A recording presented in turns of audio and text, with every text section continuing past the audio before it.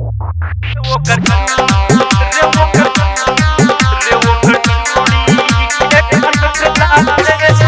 सुन रहे हैं राज दीवाना की आवाज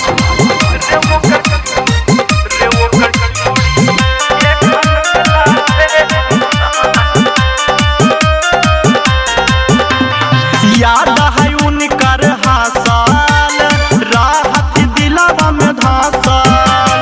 याद है उनकर हासाल राहत दिलवा में धासाल। यह सोच के सुनर भाई हम दिल्ली छोड़ के आई गए।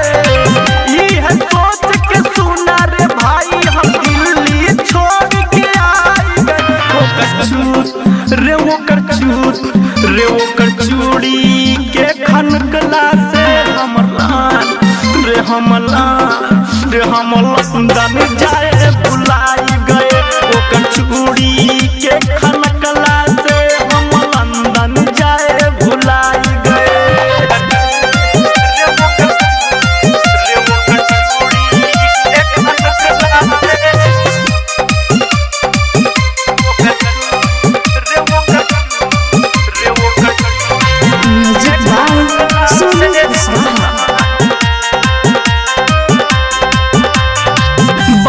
जब जब गोड़ी के पायल कान में हमका सुना था। देखी था जब कौनो भी लड़की वही के याद खाली रहा था। हाँ बाज जब जब गोड़ी के पायल कान में हमका सुना था। देखी था जब कौनो भी लड़की वही के याद खाली रहा था। अखिया वो कर माई खाना यही से भैनी दीवाना।